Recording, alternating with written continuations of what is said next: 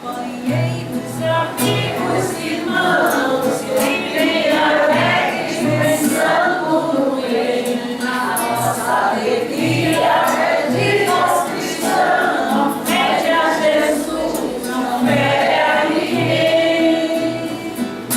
A nossa alegria é bem do Evangelho, é bem do Evangelho.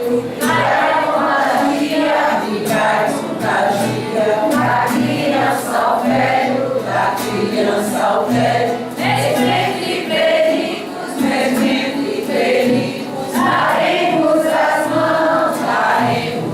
mãos, como bons amigos, como bons cristãos. Sempre lado a lado, vamos trabalhar com muita alegria pelo Espiritismo, mas cristianizado pela implantação da paz e harmonia. A nossa alegria é bem do Evangelho, que trai contagia, da criança ao velho, mesmo entre perigos, daremos as mãos, como bons amigos, como bons cristãos.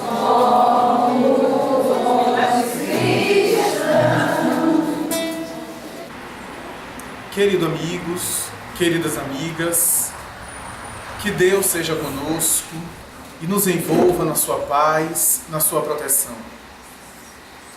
O livro do Gênesis, uma das 5 obras do Pentateuco de Moisés no Antigo Testamento, narra uma série de elementos culturais que seriam básicos para a tradição de Israel.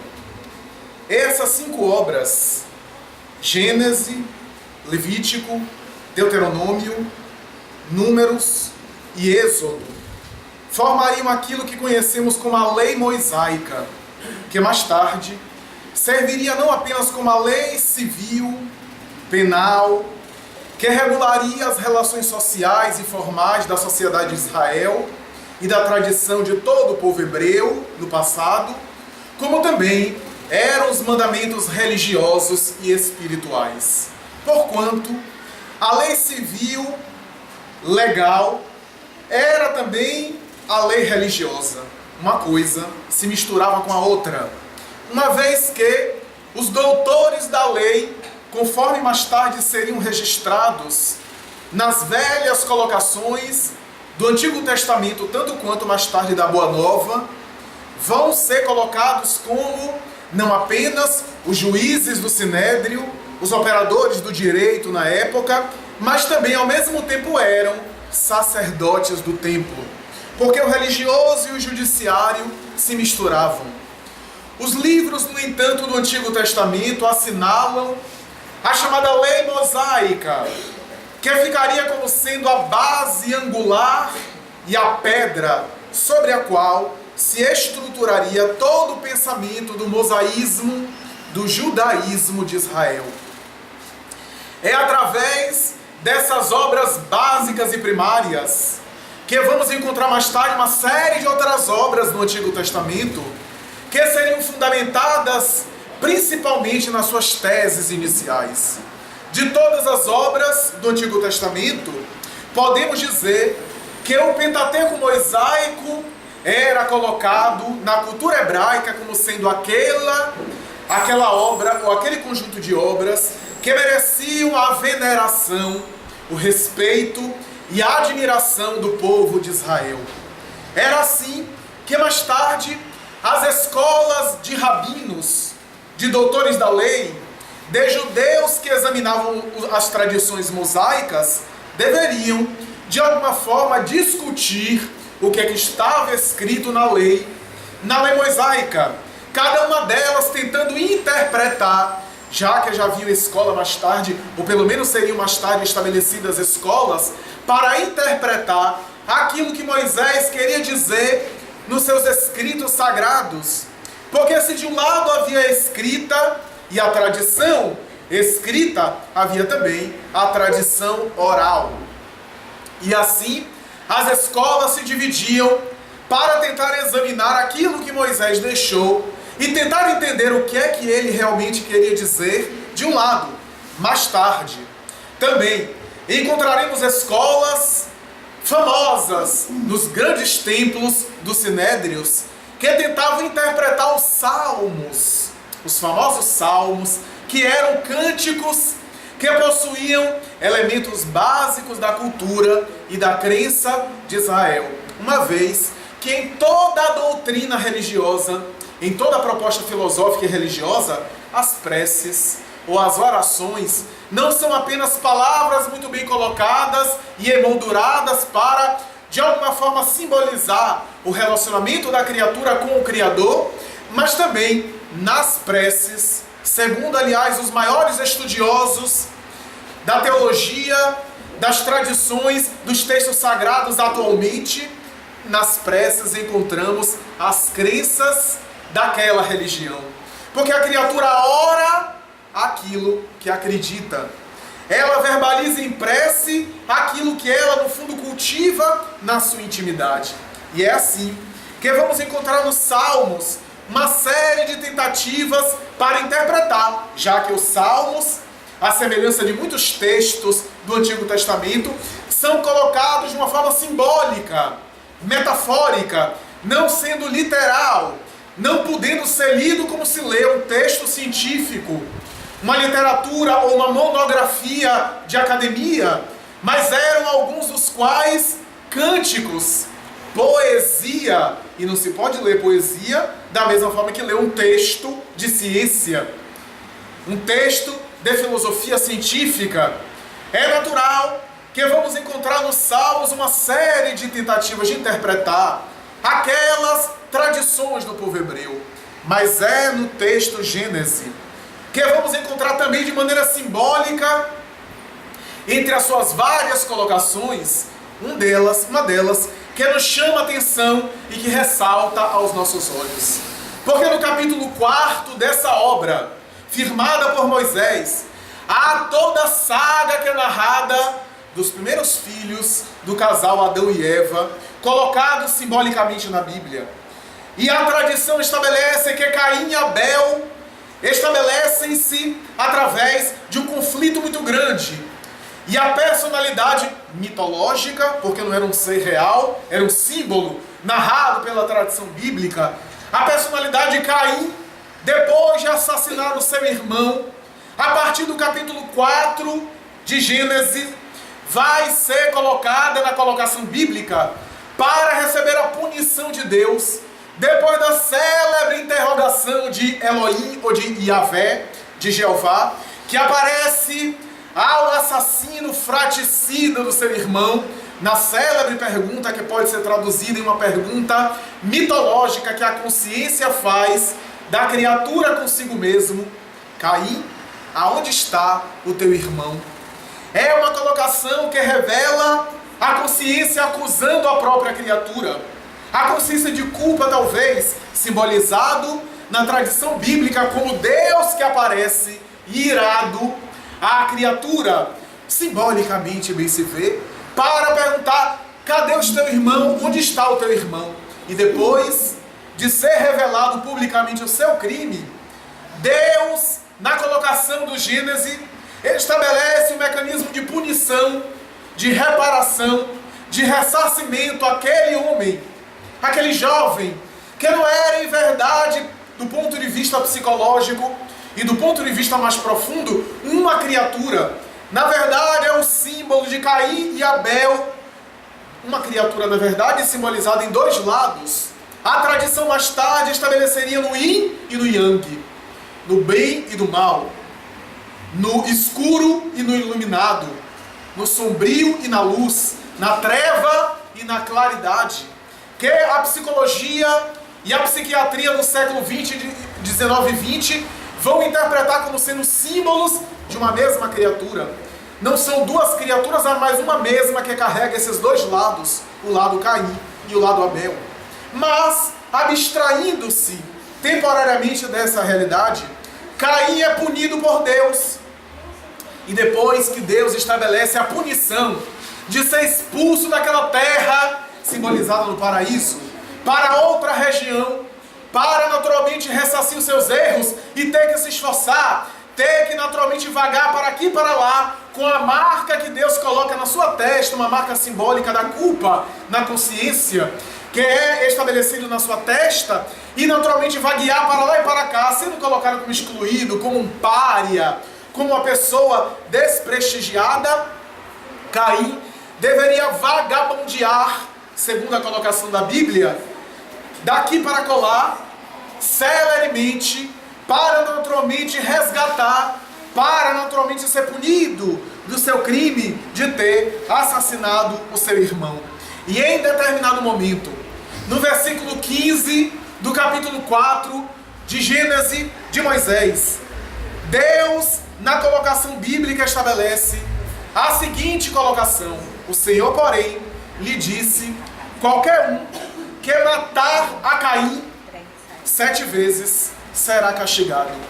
Essa colocação se deriva porque o próprio Caim, depois da punição de ser expulso e ser condenado nas suas terras, ficou com receio de: Senhor, com a marca na minha testa e a pecha sobre a qual eu agora sou naturalmente derrubado, atirado, é natural que eu possa correr risco de vida, eu possa ser assassinado. E Deus aparece e diz que ninguém matará a Caim, e aquele que o matar deverá ser castigado 7 vezes.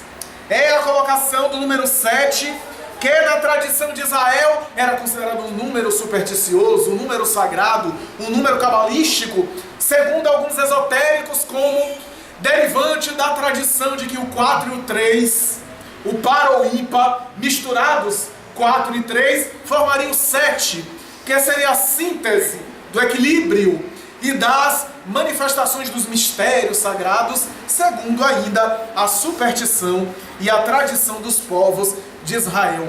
A partir do versículo 18, diz a Bíblia, no seu livro Gênesis de Moisés, que Caim vai na direção da região de Nod, uma região que fica à distância, que conhece a sua esposa, com ela se casa, e começa a ter uma vasta descendência, uma inúmera descendência, uma descendência prolífera, muitos filhos. E de Caim, assevera ainda o versículo 18, e mais tarde os outros versículos, diz a Bíblia a partir do 18, que Caim sucedeu mais tarde Enoque, de Enoque sucedeu Irade, Irade sucedeu Meujael, de Meujael se sucedeu Metusael, de Metusael se sucedeu Lameque.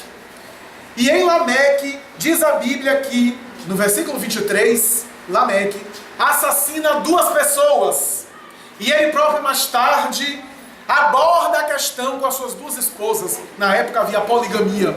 E ele aborda a questão com as 2 esposas dizendo: uma pessoa me feriu e naturalmente eu assassinei, não apenas ela, mas outra pessoa que estava associada ao caso.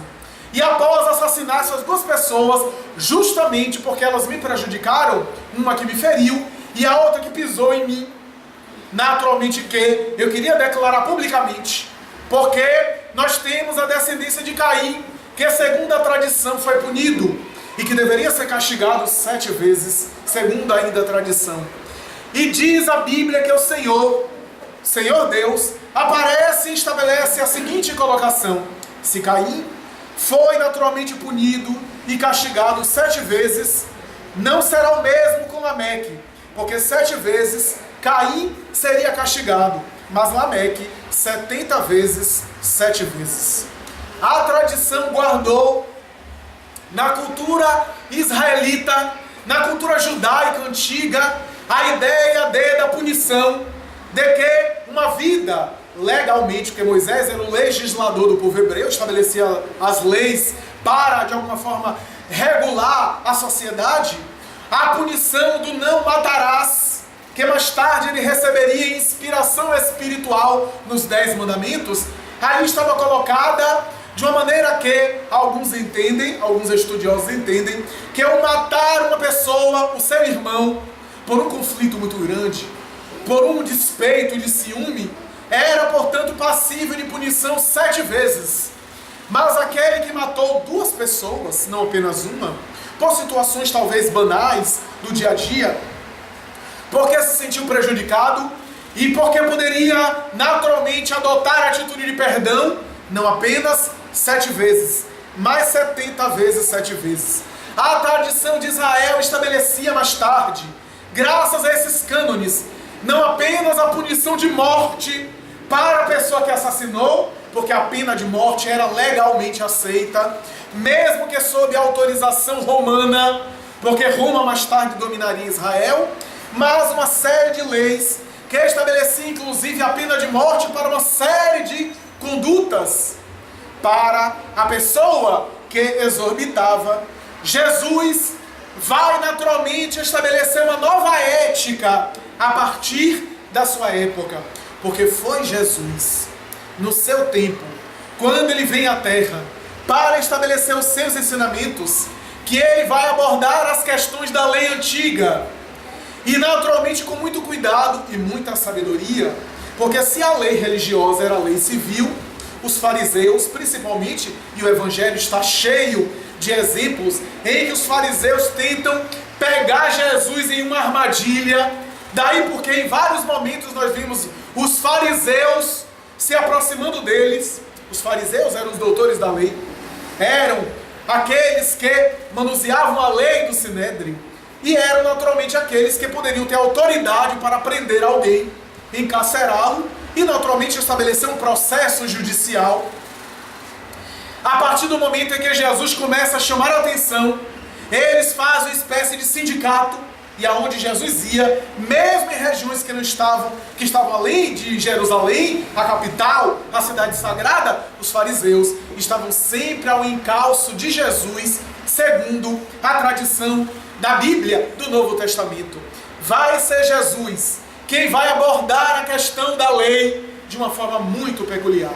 Em vários momentos ele é interrogado pelos fariseus, aliás, para a surpresa dos fariseus, porque Jesus respondia aos fariseus parecendo conhecer a lei de cor.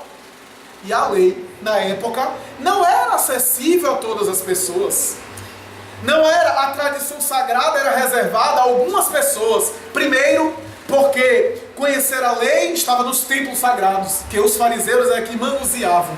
Depois, somente alguém rico poderia contratar um escriba, alguém para escrever, que era um secretário, e que tinha um processo todo penoso para escrever, porque se pegava carneiros, matava, arrancava o couro, a pele do animal, e com o sangue escrevia as manifestações que se queria, e era muito caro para se contratar um serviço desse, os escribas, os secretários, os escreventes. Então nem todo mundo tinha acesso, a população em geral não tinha acesso à lei. Jesus, no entanto, responde aos fariseus várias vezes, parecendo conhecer a lei de cor, de memória, o que intrigava os fariseus. Muitas vezes, respeitando a lei, ele respondia a uma armadilha dentro da lei, o que impedia dos fariseus levarem-no aos tribunais, à justiça, porque eles queriam colocar Jesus em uma situação embaraçosa, para que Jesus, defendendo a doutrina que ele vinha apresentar, atacasse ou contrariasse a lei de Moisés. Jesus assim o sabia. No Evangelho de Mateus, no capítulo 18, vamos encontrar um diálogo entre Jesus e o seu discípulo direto, Pedro, Simão, em que o apóstolo e pescador simples vai dizer: Senhor, naturalmente eu imagino que Pedro estava muito atenazado, talvez com dificuldades para seguir a doutrina do mestre, para tentar praticar e exemplificar as lições que Jesus havia apresentado, e graças a isso ele faz uma proposta: Senhor, quantas vezes perdoarei o meu próximo?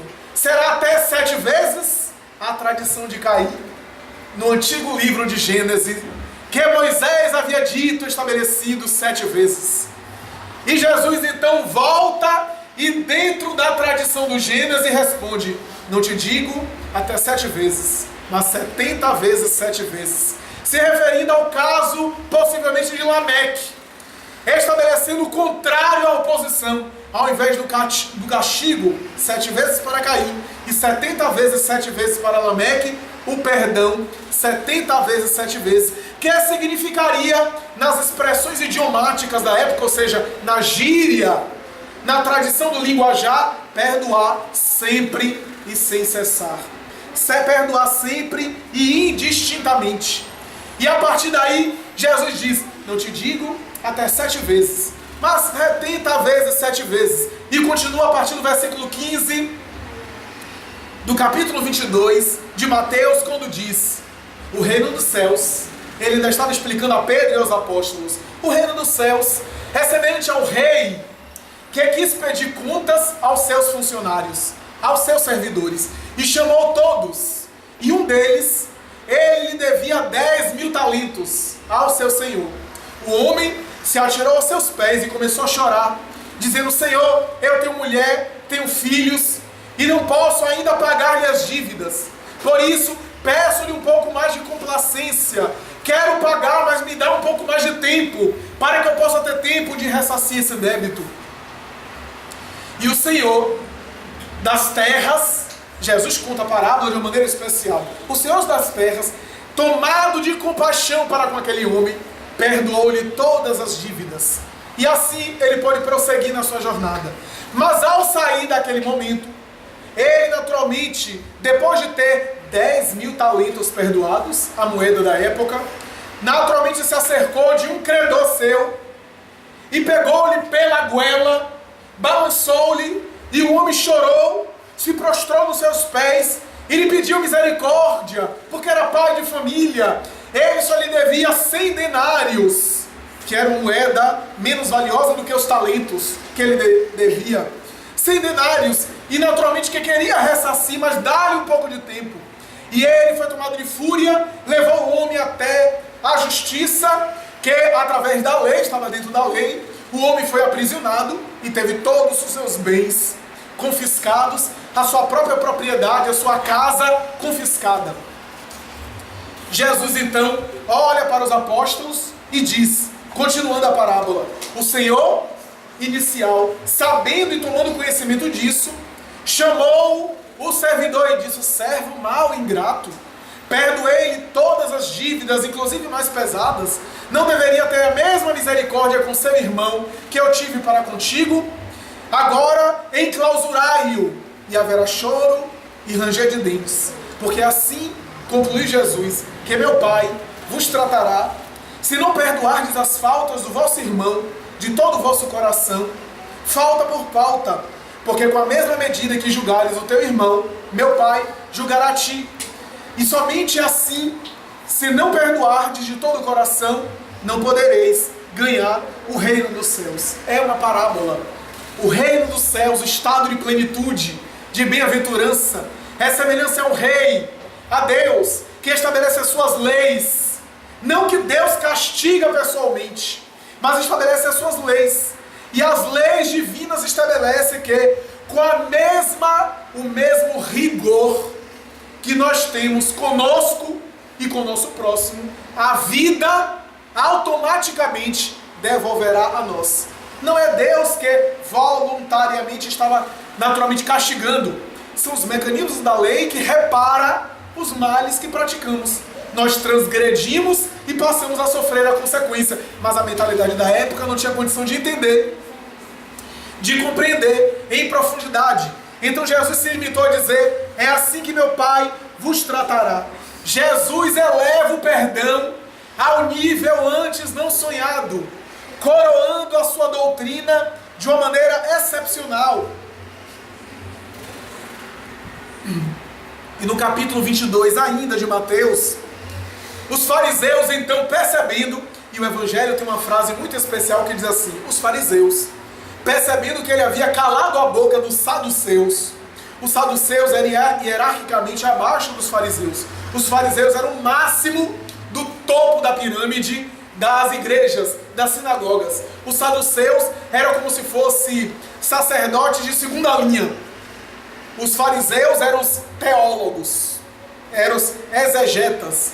E os saduceus eram aqueles que ensinavam aquilo que os fariseus naturalmente pregavam e colocavam nas sinagogas. Os fariseus, sabendo que ele havia calado a boca dos saduceus, foram para tentá-lo. Diz o capítulo 22 ainda do Evangelho de Mateus. E pergunta a ele: Senhor, qual é o maior mandamento da lei? Ora bem, eles sabiam, eles conheciam a lei. Por que perguntar ao simples nazareno, que aliás os nazarenos eram desconsiderados, era considerado ralé, gentinha? Por que perguntar a um simples nazareno que passava por ali, que não tinha nenhuma importância política no Sinédrio: Senhor, qual é o maior mandamento da lei? Jesus olha para eles, conhecendo as armadilhas, e responde: amarás ao teu Deus de todo o vosso coração, de toda a vossa alma, de todo o vosso entendimento. E eis um segundo, que é semelhante àquele: amarás o teu próximo como a ti mesmo. Toda a lei e os profetas estão contidos nesses dois mandamentos. Jesus não falou até agora, até esse momento, nada de original. Os dois mandamentos estão presentes no Antigo Testamento. O primeiro, amar ao teu Deus acima de todas as coisas, é o primeiro mandamento de Moisés, nos 10 mandamentos. Ele estava dentro da lei. E o segundo, em alguns momentos do Antigo Testamento, a gente tem uma passagem em Levítico, uma passagem em Êxodo e uma passagem em Deuteronômio, onde o próprio Moisés, inspirado por Deus, diz: ama teu próximo como a ti mesmo. Ou ama o teu estrangeiro, ou ama o teu amigo que passa pela estrada, ou ama o teu parente como a ti mesmo.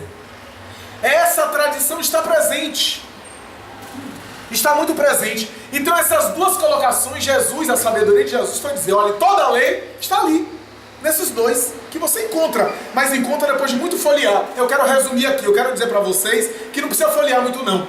É amar a Deus acima de todas as coisas e o próximo como a si mesmo. Ele pegou, portanto, o primeiro mandamento de Moisés e algumas mensagens espalhadas, alguns trechos muito sutis, muito pequenos, muito rápidos, dos Pentateuco de Moisés. E ali ele sintetizou, dizendo que todos os profetas e a lei estavam ali. Mas até aí ele não tinha falado nada de original.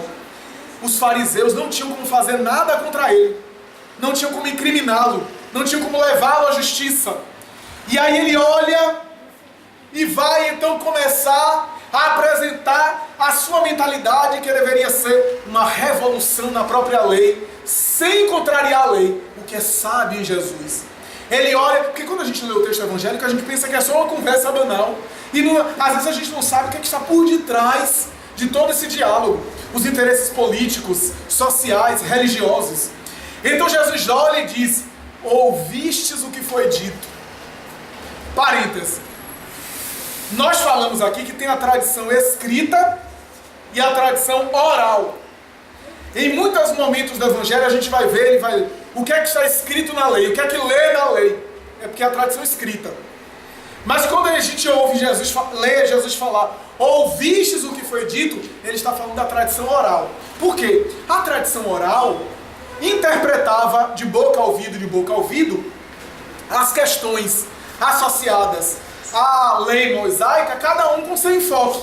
Por exemplo, havia a escola de Shammai, que era austera no cumprimento da lei, inclusive era muito mais rígida em relação ao casamento e divórcio. Já a lei de Hillel, a escola de Hillel, interpretava algumas colocações como, por exemplo, não separeis o que Deus uniu, Deus criou macho e fêmea e assim deve ser para toda a eternidade. Entendia a colocação do casamento e divórcio de uma maneira muito mais tolerante, mais amorosa, mais compreensível. E assim as escolas se dividiam. Essa era a tradição oral. Ele vai então inaugurar, aí sim, ele vai inaugurar uma nova mentalidade, vai explicar o que é que ele estava dizendo com amar a Deus e amar ao próximo como a si mesmo. Por quê? Porque na época de Israel, amar ao próximo é amar o irmão de raça e amar o parente familiar.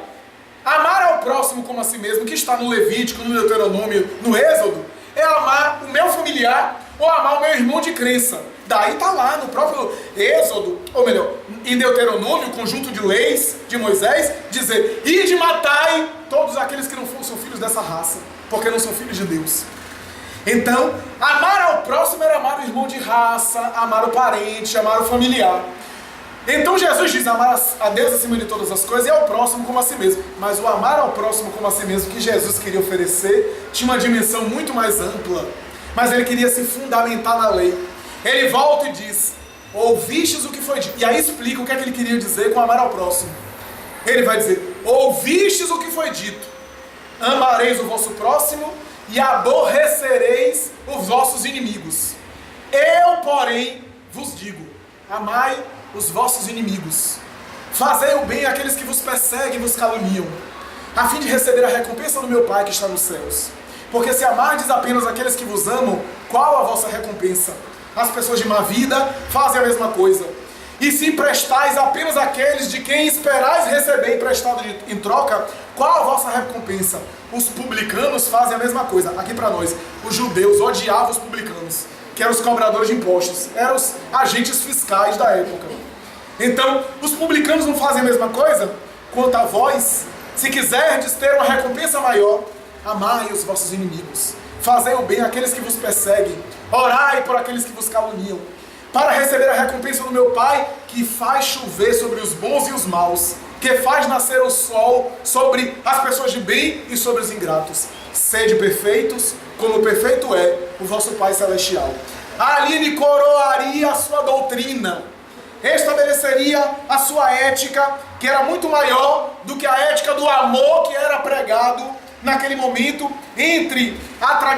na tradição de Israel. Ali estava embutido o perdão das ofensas. Amar aqueles que nos querem mal é tolerar as suas imperfeições. Amar aqueles que nos agridem é compreender o seu estado de infantilidade. Amar aqueles inimigos aqui, aqueles que não gostam de nós, é um amor muito mais elevado. É um amor que não quer receber nada em troca, porque alguém que não gosta de nós, a gente não espera receber alguma coisa de bom. Então é um amor muito maior. Está embutido nesse ensinamento o perdão das ofensas. O perdão é o coroamento máximo da doutrina de Jesus. A palavra perdão vem de dois termos: perdonare, duas expressões latinas em latim. Per, que significa integral, total, totalmente, absolutamente, ou a mais. E donare é dar.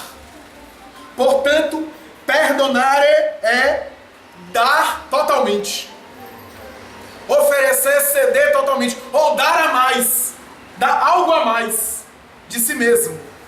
Humberto Roden, o notável professor, teólogo, esse místico admirável, esse homem espiritualista que deixou tantas obras admiráveis, em uma obra não muito conhecida, A Metafísica do Cristianismo, ele vai dizer que o perdão é não apenas dar completamente, mas é abrir mão de si mesmo. Isso é, ao invés de dar completamente, é se doar. Ele troca a palavra dar pela palavra doar, porque a palavra dar normalmente gera a ideia de oferecer uma coisa material, dar completamente. Mas o doar é se dar, é dar de si mesmo. O perdão, portanto, é ceder a si mesmo, é abrir mão de si mesmo, é renunciar. A palavra, portanto, vai dizer Humberto Roden, tem essa significação. A religião, ao longo dos tempos, estabeleceu que o perdão é esquecimento das ofensas. Assim, nós temos na tradição de todos os povos e na tradição da maioria das religiões do passado, a ideia segundo a qual perdoar é esquecer. Só se a pessoa tiver Alzheimer, vai esquecer. Nem sempre. O que eu quero dizer é que, do ponto de vista teológico, a ideia é que a pessoa precisava esquecer das ofensas. Ora bem, é óbvio que a pessoa que não guarda mágoa, ela tende a não ficar fixa mentalmente na ocorrência infeliz, na situação desastrosa, diferente da pessoa que guarda mágoa, que fica alimentando aquilo e fica lembrando toda hora.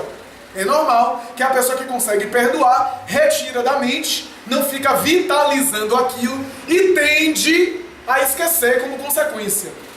Mas perdoar, no sentido profundo da palavra, não é necessariamente esquecer. Porque tem coisas que a gente até gostaria de esquecer, mas não consegue, porque está na memória. E quanta coisa a gente gostaria de lembrar e não consegue. Porque é uma questão de memória.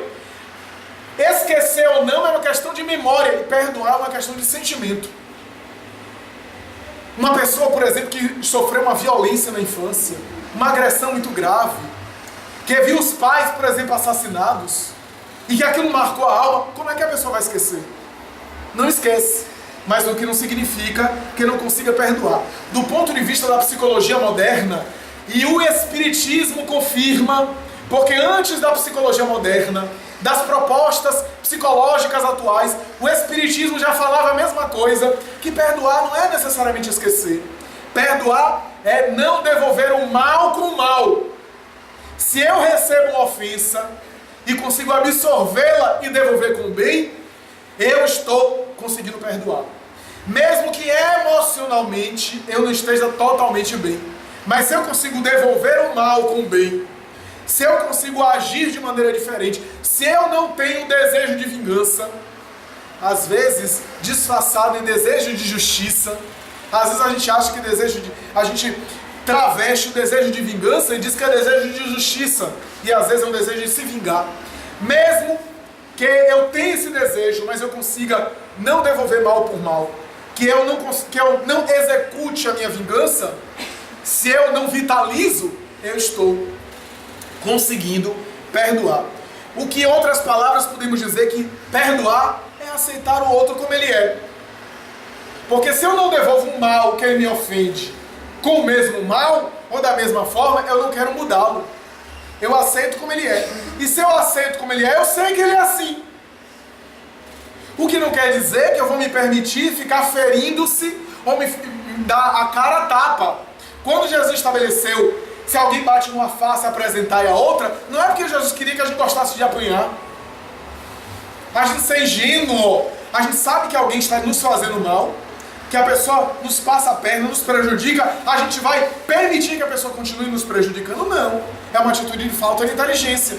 A gente pode se proteger naturalmente, mas o devolver a outra face, qual é a outra face do mal? É a face do bem. Devolver na outra face é devolver o mal com o bem, disse Jesus. Então aceitar a outra pessoa sem necessariamente ser ingênuo. Se alguém a gente sabe que é pernicioso, que pode nos dar o golpe, como se diz popularmente, que pode arranjar uma encrenca pra gente vai tomar cuidado com a pessoa. Mas a gente não vai devolver o mal com o mal. E a gente vai aceitar a pessoa como ela é. Não vai querer mudar a pessoa. A gente se magoa porque a gente quer mudar a pessoa. Ou a gente espera que a pessoa seja uma coisa que ela não é. Quantas mágoas. Isso é muito comum nos relacionamentos amorosos, nos relacionamentos de amizade. A gente se magoa porque a gente acha que a pessoa devia se comportar de outra forma. Mas a pessoa é aquilo. E ela não tem nenhuma obrigação de se comportar conforme a gente acha. E aliás, conforme a gente gostaria que ela se praticasse. E a gente nem consegue ainda. Porque a gente é assim, né? A gente não consegue ser aquilo, mas a gente quer que o outro seja aquilo que a gente nem é. Nem consegue ainda. Perdoar é aceitar a pessoa como ela é.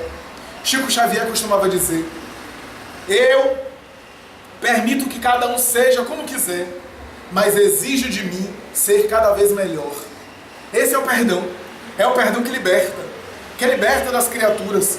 Porque a pessoa que não perdoa, ela fica carregando o algoz, o agressor na cabeça. Aonde vai, leva o outro. Então alguém me fere, e aonde eu vou, eu carrego aquele infeliz. E a pessoa está ótima, tomando banho em praia, ótima, maravilhosa, e é eu que fico adoecendo. Então perdoar é se libertar, é naturalmente viver bem conosco. O perdão não é concordar com o erro. Perdoar não é ser conivente com o mal. Um filho fez algo errado, a gente perdoa, mas não faça de novo. Estabelece os mecanismos, as consequências do erro. Não, eu perdoo você, eu dou outra chance para você, mas não quer dizer que eu esteja estimulando para você continuar repetindo. Nos relacionamentos amorosos, de cônjuge e assim por diante. Então, o perdão Não pode ser uma conivência com equívoco. O parceiro, a parceira, marido, esposa, companheiro, companheira, derrapou em uma atitude agressiva, em uma atitude infeliz no casamento, traiu a nossa confiança, não quer dizer que a gente vai concordar com o equívoco. E também, o perdão não pode ser uma atitude de fingir que está tudo bem. Porque senão, nós estamos estabelecendo um perdão de aparência. O perdão não quer dizer que a pessoa não tenha raiva. Eu vejo pessoas dizendo, nossa, você está com raiva? Estou com raiva. É uma descarga de adrenalina, é até físico, é fisiológico, na corrente sanguínea. A gente vê uma injustiça, a gente fica indignado, vem uma onda, uma labareda, até aí tudo bem. Então, nossa, você é espírita e tem raiva, sou espírita e tenho raiva, e não me aborreça. Agora, ter raiva é diferente de conservar a raiva. Eu posso ficar indignado em um momento. O que você vai fazer com a raiva? Nada. Não vou fazer nada. Eu vou sentir a raiva e vai passar. Alguém, por exemplo, no relacionamento íntimo, nos traiu, nos agrediu profundamente. Me perdoe. Eu estou ainda digerindo. Mas eu estou muito arrependido. Você não deveria ter feito. Porque magoou profundamente a minha sensibilidade. Naturalmente agrediu os meus sentimentos. Mas você vai ter que me perdoar. Talvez. Mas agora deixa eu digerir primeiro. Mas você não é espírita? Não comece outra discussão. Sou espírita e agora ainda não perdoo. Me deu tempo para eu digerir. Agora eu não vou conservar aquilo. Porque não pode ser, eu te perdoo de todo o coração e por dentro tá, eu queria te matar fraternalmente. Não. Porque aí vem a dor de cabeça, vem os problemas de saúde. Não. Se tem raiva, tenha raiva. Agora não exploda a raiva em ninguém. E não alimente a raiva, porque a raiva alimentada se transforma em ódio e em mágoa, que aí é outra coisa. Nós escolhemos acumular raiva através da mágoa e do ódio. Então, o perdão exige treinamento. Perdoar também exige um exercício. A pessoa treina o perdão para naturalmente conseguir as grandes alturas espirituais. A mim me chama muita atenção e eu confesso que acho muito curioso quando eu vejo no Evangelho segundo o Espiritismo os espíritos, inclusive é uma mensagem de Irmã Rosália, entre outros, que ele diz assim, suportai-vos uns aos outros. E aí ele diz, mas suportar é porque os espíritos são tão generosos conosco, são tão compreensivos, que ao invés de ele nos pedir lá em cima, que a gente já faça lá o máximo, eles estão nos convidando a começar suportando, para depois conseguir amar. É que vai dizer que o suportar aqui exige esforço. O perdão não é um sentimento que brota espontaneamente. É uma virtude que se conquista com esforço, com treinamento. Se eu não consigo perdoar ainda a grande mágoa, eu vou fazendo pequenos exercícios de perdão, pequenas tolerâncias ali, acolá, exercitando o amor em outras áreas para conseguir resolver minha encrenca maior, o meu problema maior, que é aquela mágoa maior, para eu conseguir naturalmente a plenitude. Então, suportar uns aos outros é porque os espíritos são tão compreensivos que nos dão a chance de primeiro suportar, para depois conseguir tolerar e depois alcançar o amor incondicional. Então, treinar o perdão. Eu tenho um desejo de me vingar, eu fui ofendido, e aí conheço a pessoa e diz, quando chegar em público eu vou desmascarar ela, eu vou dizer os podres dela na frente de todo mundo. E vem a tentação, eu consigo frear, eu sabe de novo, eu não vou fazer isso, não vale a pena, o problema é dela. Eu não vou verbalizar, eu fico com raiva, mas eu não verbalizei, eu estou vencendo, eu estou conseguindo superar aquilo. Vai chegar um momento que nem sentir mais a raiva eu sinto, nem sentir mais a ofensa, nem ficar magoado eu fico. Mas tudo isso é um treinamento. Viktor Frankl, o psiquiatra famoso, que foi vítima do campo de concentração, que foi vítima de Auschwitz e outros, que viu várias pessoas morrendo, e ele próprio, que quase morreu, sobreviveu ao holocausto nazista, aos trabalhos forçados de Hitler e de outros, às torturas.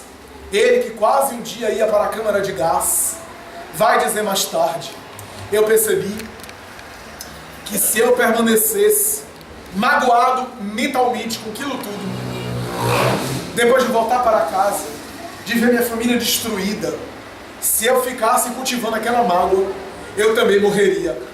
os nazistas conseguiriam me matar de outra forma. Então somente há uma forma, somente há um caminho de se libertar dos nazistas, perdoando eles. Porque nós nos libertamos deles. Porque eu percebi, disse ele como psiquiatra, muitas pessoas que sobreviveram também cultivaram mágoas depois do Holocausto, não conseguiram superar aquele ódio e morreram de câncer, de somatizações, de problemas gástricos, de paradas cardíacas, de infarto, de problemas de saúde, porque cultivaram a mágoa. Os nazistas não mataram eles nos campos de concentração, mas mataram eles depois. E eu costumo dizer na minha clínica psiquiátrica, dizia ele, Viktor Frankl, os nazistas mataram sua família, não deu gostinho a eles a matar você também. Porque o ódio que você está cultivando vai matar você também. E eles vão conseguir matar você através da mágoa, do ódio. Eu sei que é difícil, eu sei que não é de um momento para o outro, mas a mágoa deixa a pessoa refém, a pessoa aprisionada, a atitude infeliz. E naturalmente que não conseguimos naturalmente sair. Se alguém chega aqui e me magoa e eu me sinto magoado, a pessoa consegue me controlar. O que ela fizer me aborrece. Então ela está conseguindo me controlar. Gandhi costumava dizer, eu não permito que ninguém me ofenda. Se alguém chegar aqui e tentar me ofender, eu deixo a ofensa com ele, porque eu não permito que ninguém controle a minha vida. E não é verdade? Se alguém me ofende e eu me sinto toda hora ofendido com qualquer pessoa, é porque as pessoas estão conseguindo me controlar. Controlar o meu estado de ânimo, o meu estado emocional. A doutora Robi Kassarja, notável psicoterapeuta, costuma dizer que muitas problemáticas na área da saúde é por causa da falta de perdão, das mágoas, das pequenas mágoas que nós vamos acumulando, dos pequenos ressentimentos e que mais tarde geram problemas de saúde, somatizam, desde enxaquecas, que ela diz, que às vezes é decorrência de mágoas, até dores nas articulações, até problemas ósseos, até problemas dermatológicos que somatizam, até problemas gastrointestinais, até problemas cardíacos. Eu tenho uma pessoa na minha família, já contei aqui, minha mãe, passou por um grande problema, uma situação danosa, uma grande provação, como todos nós passamos. Ela passou por uma grande provação há muitos anos atrás, e há mais ou menos 18, 19 anos atrás, e ela se magoou profundamente. E ela disse, eu ouvi ela dizer em público, eu morro, mas não perdoo. 2 meses depois da ocorrência, ela teve um infarto no miocárdio, ficou com o coração, boa parte necrosada. Hoje usa inclusive um marca-passo e um stent, uma aparelhagem para monitorar o tempo todo. Teve infarto que matou uma área bastante expressiva do coração. Com 34 anos que ela tinha na época, ela entrou na menopausa, deixou de produzir determinados hormônios por conta da mágoa acumulada e do ódio que ela alimentava. Mais tarde ela diz, eu acho que esses problemas de saúde que eu tenho é por conta do meu ressentimento. Porque eu dizia, eu morro, mas não perdoo. E o inconsciente dela estava matando, estava devolvendo a ela, atendendo o pedido dela. Porque ou ela perdoava, ou ela morria. Então, quantos problemas de saúde nós temos? O Dr. Fred Luskin, da Universidade de Harvard, vai propor terapia do perdão.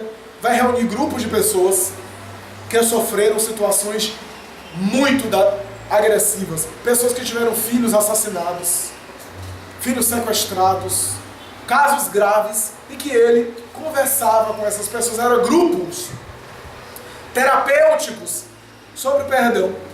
E depois de muito examinar, ele examinava inclusive a saúde da pessoa antes de entrar no grupo, e depois de um mês ele monitorava os mesmos marcos de saúde: pressão arterial, batimento cardíaco, funcionamento cerebral, colesterol, uma série, glicose, e percebeu que somente em um mês, 2 meses, mesmo que as pessoas não estivessem perdoando ainda, mas somente de conversar a respeito, de discutir sobre a possibilidade de perdoar, já fazia com que as pessoas fossem mais saudáveis, tivessem saúde melhor. Que maravilha! O Espiritismo vai dizer a mesma coisa. Quando Allan Kardec pergunta, no Livro dos Espíritos, no item 886, qual o sentido da palavra caridade, conforme entendia Jesus? E os Espíritos respondem: benevolência para com todos, indulgência com as imperfeições alheias e perdão das ofensas. Os Espíritos deixaram o perdão por final. Benevolência, a forma como eu trato a todos, não é a beneficência. A beneficência é a ação do bem, mas a benevolência é a forma como eu ajo. Porque às vezes o mais importante não é o que se diz ou o que se faz, mas como se faz. Benevolência para com todos. Indulgência, ou seja, tolerância com as imperfeições dos outros. E perdão das ofensas. O coroamento máximo do perdão. Porque o perdão está associado muitas vezes à convivência. Notem que normalmente a gente fica magoado com aquelas pessoas com as quais a gente mais convive. Eu tenho notado isso até na área mediúnica. Os espíritos que se comunicam, vítima de muito ódio, quase sempre são espíritos que foram magoados, não por pessoas estranhas, mas por afetos, que ao se sentirem magoados, ao serem traídos, ao serem abandonados, ao serem rejeitados, ao serem assassinados até, esse amor magoado se transformou em ódio. A maioria dos casos de obsessão são espíritos que amavam e agora ficaram magoados. Não foram mágoas de pessoas estranhas. Então, na convivência, na intimidade, nas relações mais próximas, a gente vai se ferir. Vamos nos ferir, porque são as diferenças, são as dificuldades, cada um pensa de uma forma, as diferenças de pensar, de agir. Então é inevitável que a gente vai acabar se atritando. E por isso é essencial o perdão. Ninguém que não precise de perdão. E ninguém que não necessite de perdoar na terra. Então, eu me lembro de um professor de psiquiatria que eu tive na universidade, que quando eu fui visitar um sanatório psiquiátrico, o manicômio Juliano Moreira na época, eu e os meus colegas de faculdade entramos, a maioria apreensiva, porque não sabia o que ia encontrar lá. Era aquele imaginário, aquela ideia da loucura, que todo louco é agressivo, uma ideia, aliás, falsa. Nós entramos com ele e eu fiquei admirado, porque ele ia na frente, a gente atrás, e os pacientes iam falar com ele. E um disse: olha, doutor, eu ganhei uma fortuna imensa. Ele disse: graças a Deus, amanhã eu venho aqui para você repartir comigo. E o outro disse: eu já estou curado. Ele disse: que bom, meu filho. E o outro: amanhã eu recebo alta. Graças a Deus, amanhã você vai sair mesmo, vai receber alta. E assim por diante. E todo mundo ele falava de acordo com a mentalidade de cada um. E eu fiquei, depois eu me acerquei e disse: professor, você não tem receio, não tem medo? Esse medo por quê? Eu que sou saudável, eles que são os doentes, eles são os enfermos e eu sou saudável. Então eles são doentes, eu espero essa reação deles e trato eles no nível deles. E eu fiquei pensando depois: será que a gente no mundo, o planeta, não é um grande manicômio? Se a gente olhar para algumas pessoas e tratar como pacientes psiquiátricos, a gente vai ter muito mais força para perdoar.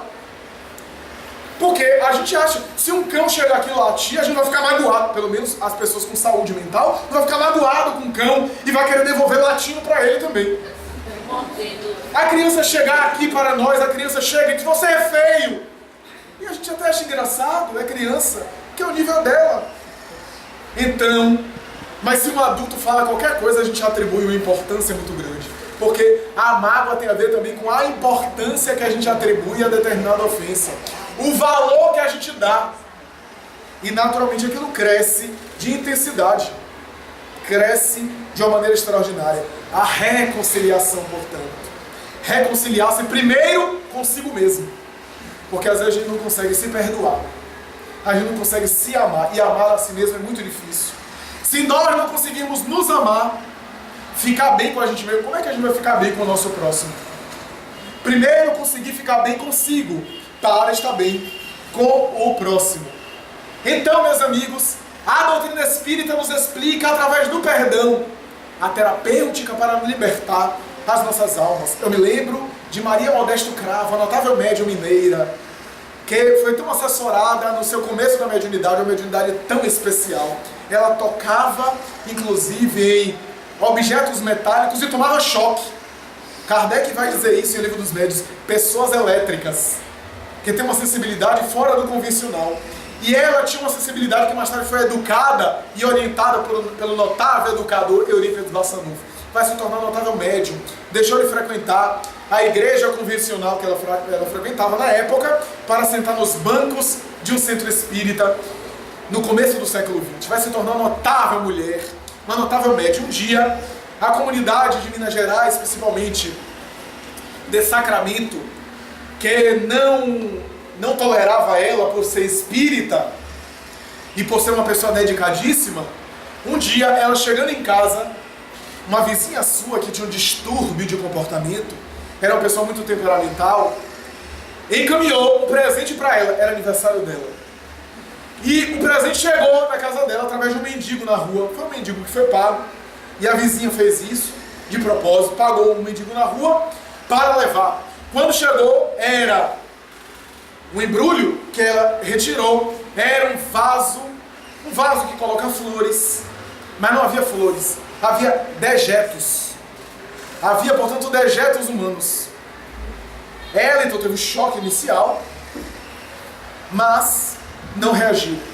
Espírita convicta, permaneceu em paz, procurou saber o dia do aniversário da vizinha, a vizinhança na época já fofocava, e devolveu mais tarde.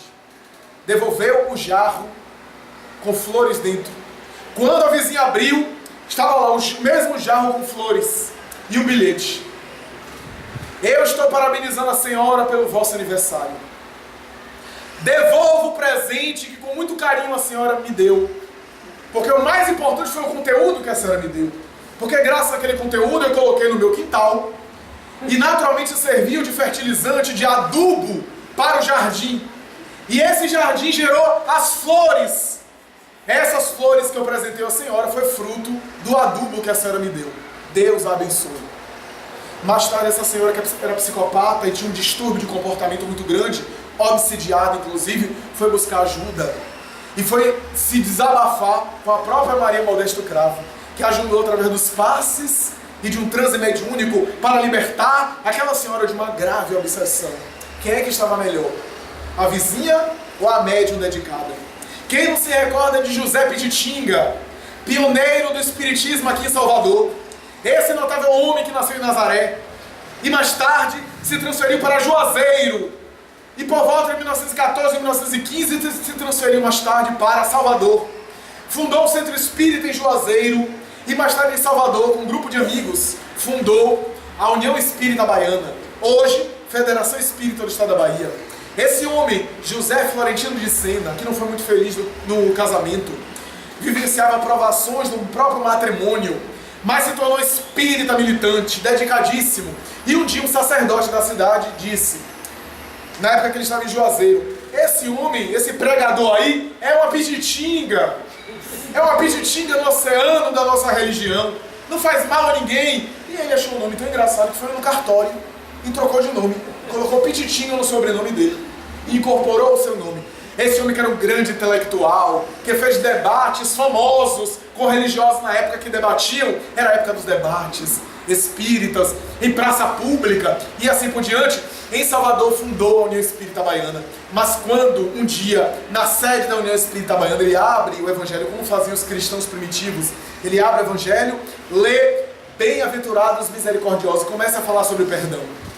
Fala de maneira inspirada, até que uma pessoa, um jovem atormentado que frequentava a casa, vítima de uma entidade cruel e perversa, entrou em um transe mediúnico, levantou-se, chegou bem próximo da mesa, como se fosse essa mesa, e começou a xingá-lo, a dizer coisas lamentáveis, a falar da sua intimidade, dizer coisas da sua vida íntima, fala coisas muito pessoais, dizer, quem é você, seu hipócrita, para levantar e falar sobre perdão, reconciliação, perdão das ofensas. Quem é você para falar a respeito disso? Você não vale nada, isso e aquilo. E as pessoas ficaram naquele silêncio do cemitério, aquela coisa. E José Pititinga teve uma reação, sistema nervoso, mas conseguiu frear e permaneceu orando ali. Quando terminou, o homem estava espumando de raiva. Ainda naquele semitranse de uma entidade agressiva, era um senhor, um jovem senhor atormentado por uma mediunidade, sem educação. Pititinga então desceu da tribuna, se aproximou do homem incorporado na entidade e disse: muito obrigado, meu amigo. Eu te agradeço, porque eu sempre quis usar do momento da tribuna para falar das minhas imperfeições, para falar de quanto eu sou inferior. Mas nunca tive coragem, porque para mim era uma ousadia tomar o espaço do Senhor para falar de mim mesmo. Mas já que o amigo se adianta, eu posso dizer: meus amigos, esse daí, que ele está dizendo que é, sou eu mesmo. Sou eu que sou tudo isso. Mas estou aqui, espírito enfermo, para tentar superar a mim mesmo, com as glórias da bênção do Consolador, da doutrina espírita. O espírito incorporado no médium começou a tremer na irradiação magnética amorosa daquele apóstolo do Senhor. E começou a tremer, chorar e disse: perdoe-me, perdoe-me, perdoe-me, são tudo calúnias. Eu queria caluniá-lo para naturalmente arranhar sua imagem perante o público. Perdoe-me, meu velhinho. Já era um senhor. Perdoe-me.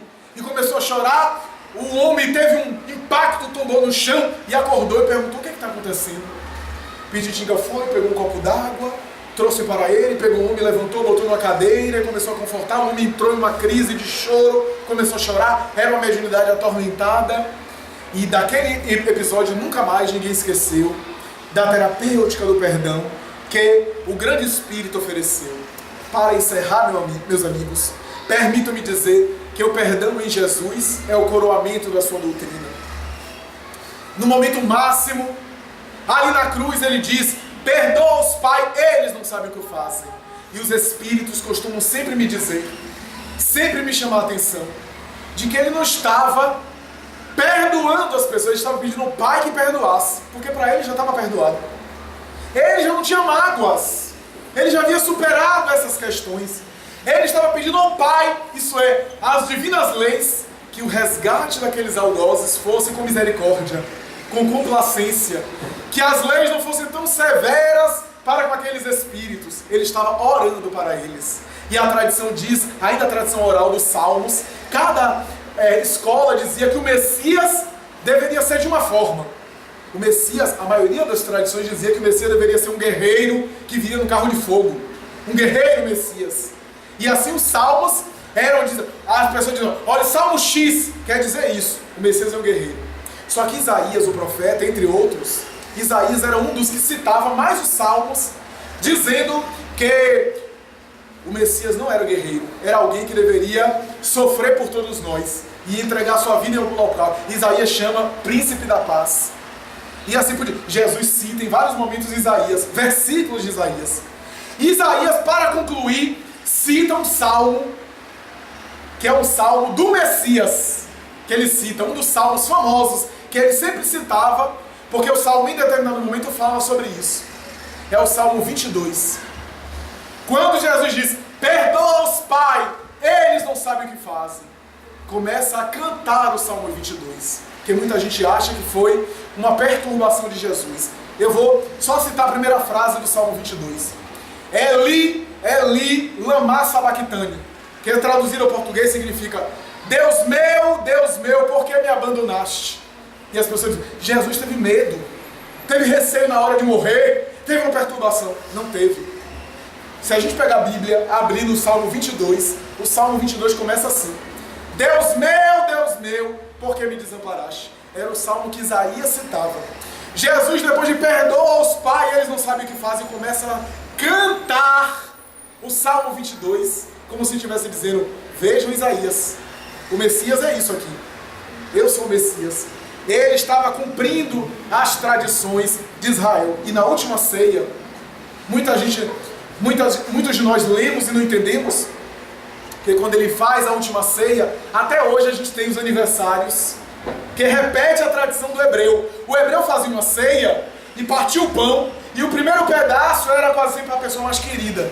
A gente faz isso, parte o bolo, primeiro pedaço para minha mãe, e assim por diante. Jesus se reúne na última ceia, e o primeiro pedaço ele vai e coloca para Judas. era o símbolo do perdão.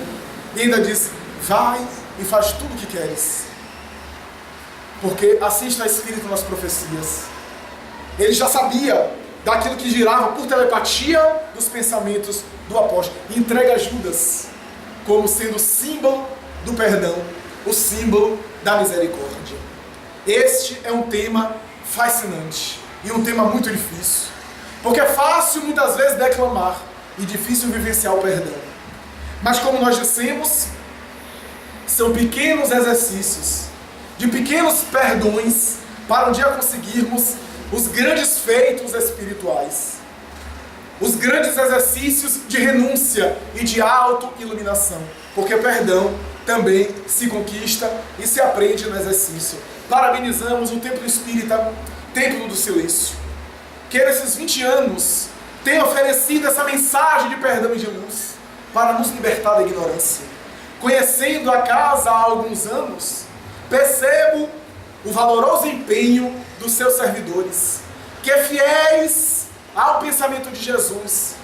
E a proposta que Allan Kardec ofereceu como sendo a mensagem dos Espíritos para resgatar a doutrina de Jesus na sua simplicidade e pureza, percebo os frutos sazonados, os frutos abençoados, que através da ação material, do socorro material, da doação, mas sobretudo do ensinamento que liberta, da palavra de luz, da palavra de conforto, da caridade anônima, da caridade da convivência, no trato com semelhantes, na afabilidade, na doçura, na paciência. Quantas pessoas têm libertado, e têm se libertado, e têm se iluminado, porque a maior caridade é a da iluminação pelo esclarecimento, que nos liberta das sombras da ignorância para sempre, porque o remédio de hoje amanhã vai fazer falta.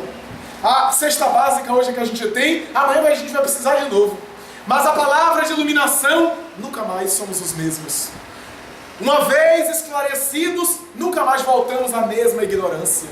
E é isso que essa casa, na minha observação, na minha opinião pessoal, na minha observação limitada, na minha forma de entender, tem oferecido à comunidade desse bairro e de outros bairros, porque outras pessoas frequentam-na 20 anos, não se mantém em 20 anos, senão com lutas, com dificuldades, com abandonos, com deserções, com incompreensões, é claro, com dificuldade de comunicação, de entendimento, com insistência no ideal, permanecendo bem 1 semana, 2 semanas, 1 ano, 5 anos. É possível. Os bons espíritos costumam dizer que a partir do 10º ano, os espíritos veem uma obra ou uma tarefa com uma proteção e uma assistência muito maior, porque percebe que depois de 10 anos, a pessoa dedicada ininterruptamente durante 10 anos, já não se trata, naturalmente que não se trata de um entusiasmo, porque depois de 10 anos, qualquer entusiasmo morre. Depois de 10 anos, há dias difíceis, há dias que ninguém vai, há dias que ninguém compreende, há dias que não tem um aplauso, que não tem o festejo, que não tem nada disso. E se a pessoa permanece ainda assim, é porque não está nela apenas o entusiasmo apaixonado, momentâneo, mas tem um ideal. E são não apenas 10 anos, mas 2 décadas de dedicação ao bem, de trabalho nobilitante. Me louvo, e para mim é uma grande honra participar, mesmo que de maneira empobrecida, com a nossa colaboração quase insignificante, mas que também nos tem honrado, porque nos tem também iluminado no conhecimento de algumas pessoas, na convivência com algumas delas, na aprendizagem com a qual também sou beneficiado, e naturalmente que me louvo muito e congratulo os amigos que fazem parte desse trabalho para levar adiante. Nenhuma instituição séria que se dedica ao bem permanece 20 anos, senão com o apoio do mundo espiritual, com a assistência daqueles que nos dizem que não estamos a sós, que os seres invisíveis, em homenagem ao bem, nos envolvem para o bem maior. Por isso parabenizamos, dizendo, conforme uma velha tradição poética: Senhor, louvado seja, Senhor, na glória do lar celeste, pelo bem que nos trouxestes no Evangelho Redentor. na tarefa renovada que o teu olhar nos consente. De espírito reverente clamamos pelo teu amor. Pobres cegos que fugimos da luz que nos enleva, nossa oração rompe a treva. Escuta-nos, mestre, vem retificar nosso passo na tarefa corrigida. Ajuda-nos na lida, na faina do eterno bem.